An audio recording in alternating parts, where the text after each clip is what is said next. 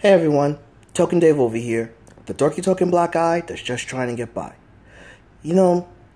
About 2 months ago, I created a new segment called First Attack where I review the first or pilot episode of a new TV series. And the very first review I did for that segment was on TNT's Claws. So, a little over a month afterwards, the season finale aired, and I just recently had time to rewatch the season, and I just figured, you know what? Let me give my takes on the season, right? So, here's the plot of the show. Desna Sims is the owner of Nails Artistan, a manicure salon she operates with her best friends while she is the sole caregiver of her special needs brother. Desna also has a boyfriend named Roller, who offers her a way to increase the revenue flow in order for Desna to open a new salon in a posh section of the town, get the money to protect her incarcerated friend, and finally be able to move to a better house along with her brother.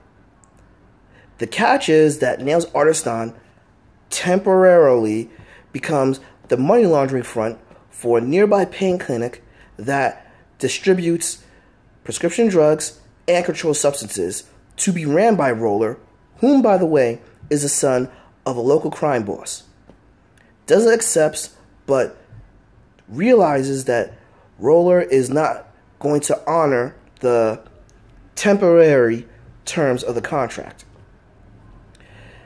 Begrudgingly aided by a new and incompetent employee that she was forced to hire, Desna kills Roller. Despite being able to cover up the murder, she has now unintentionally become a more pivotal player in the Dixie Mafia. I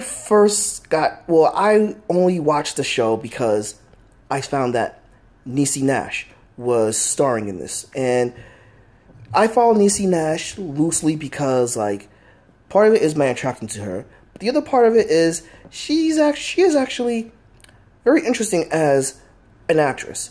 You wouldn't expect her to be this good. And, you saw that she could do comedy, right? But that bear to remain that, okay, she could do comedy well, but can she do drama? And something that people inherently forget is that doing comedy is hard. And if you could do comedy, it's easier for you to do drama. See, most comedic actors can do dramas, but most dramatic actors have a hard time doing comedy. And Niecy pulls off drama decently enough, but does she have the power or the ability to carry a whole series on her back? Yeah, I didn't think so. Until I watched Claws, and I'm like, oh, wow. And that's one of the things I keep watching and keep going back to Niecy Nash of is I inherently underestimate her, and her ability surprises me because she carried this show extremely well. Niecy was more of a modern and positive mammy archetype. The mammy archetype is a negative archetype of African American women who show and displayed better care to children that weren't their own, particularly white slave master children and everything, and has the love of appreciation from those people as opposed to her own children, her own kind. Niecy displays this but in a more positive light. She is not only the lead character, but she is both the best friend, the most motherly figure, and the type of person that you can actually gel with, And you would think that she's very standoffish, but she isn't. She's actually welcoming, While you have to get her attention fairly quick, she is not one to brush you off quickly. Of the lead characters in her crew, well, let me go with this. There's her best friend, and then there's that new employee. Which the new employee is played by, and forgive me if I mispronounce her name, but Karrueche Tran, whom I know very little about. I found out from my sister right before I did my first Attack of Claws that she used to date Chris Brown. And, she is of Vietnamese and African American descent, which actually should be a plus for me because I tend to be more attracted to Asian females and all. But I don't think that the character that Tran played, named Virginia actually, is much of a stretch. And that could be me being, prejudicial and everything. But she does very much come off as the millennial of the crew. Someone that is basically totally self-centered, doesn't see the big picture of things, is frequently getting everybody else in trouble, and does not realize how to use her own potential. Well, then again, I don't see her having much potential, but then again, that could be me being prejudicial. And she displays this in the show. She assisted Desna in killing Roller, but Desna created a plan that should have worked more smoothly, but Virginia, having to be overly dramatic, ruins it. And as well, Virginia is directly interfering with Desna's personal life because Desna's special needs brother, Dean, who is played by Perrineau, she's getting a little too comfortable with him, and it looks like there's a bit of chemistry between the two, but Dean is very innocent and very face value, while Virginia is a bit conniving and can't see beyond herself. But for some reason, she begins to see something in Dean more than the others do. Desna's best friend and lead lieutenant in the show is actually Jenn, who is actually played by Jenn Lyons and everything. And Jenn gets the short end of the stick of the characters.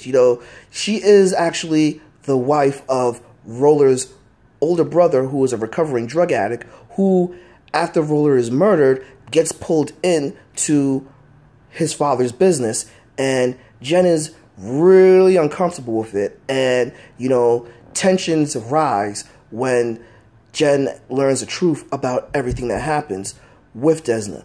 And, while you do see that she's Desna's best friend, you don't get much of character development and growth with her and everything, which is a missed opportunity.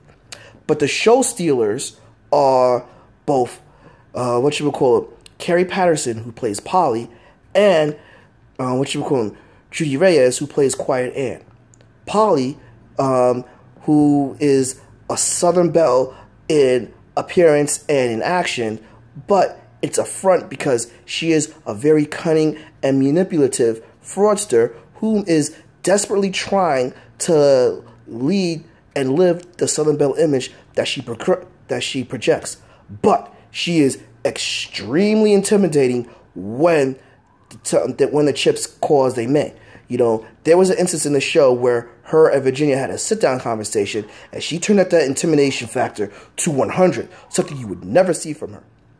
Meanwhile, Quiet Anne is basically the silent muscle, very loyal to Desna, as well as the other girls, but, it wears on her sleeve that she is a lesbian. However, she actually has a lot more of a sensitive side that none of the girls really see, with the exception of both Desna and Polly. So, with these awesome characters, we also have to have decent villains and antagonists, which we do in Big Daddy, whom is the head of the local chapter of the Dixie Mafia. When I say the Dixie Mafia, it's basically another phrase of the Southern Mafia and everything. Big Daddy is basically ruthless, relentless, and psychopathic, who is one that wants to gain power and maintain it, even at the expense of his own family members, not caring whose life he destroys in the process. We also have Rita. Do I remember her name, Rita? I should have remembered her name better. But, she is the head of the Russian Mafia, whom is actually trying to take over Big Daddy's business, and made a deal with Roller and everything, and is trying to use that leverage to take over Big Daddy's share. We also have a strange woman, name, I keep forgetting her name, actually, but, Gladys. Gladys is this crazed lady that lives in a swamp and everything, who, has a huge, ample sexual fetish, who is sadistic himself and is known for kidnapping men and basically forcing them to fulfill her own perverse sexual fantasies. So, while we have decent villains and everything, the problem is a lot of the supporting cast hardly get a chance to shine. You know, Harold Perrineau, who plays Desda's younger special needs brother, while he is kind of like, interesting, he doesn't really get to shine much until the middle of the season. But then, it's just a small glimpse and it wanes off. There's another character named, there's a doctor character that's in the show whom only becomes a little more interesting as he engages more with Polly towards the end of the season. Another problem with this show is that it was A, too quick, and B, some of the circumstances that occurred were a little bit, you could see that they were like plot conveniences for them to actually progress the series. However, great characters, great side stories, and a very interesting take on the underworld. Thus far, this first season of Claws is definitely slamming, and I can't wait to see what season 2 leads up to because it gives you an interesting twist. But do you agree? Do you disagree? Drop me a comment below, give me a like, subscribe, and ring that bell so you know when a new episode loads. But until then, this has been Token Dave, the dorky token black guy that's just trying to get by, and I'll catch you guys later.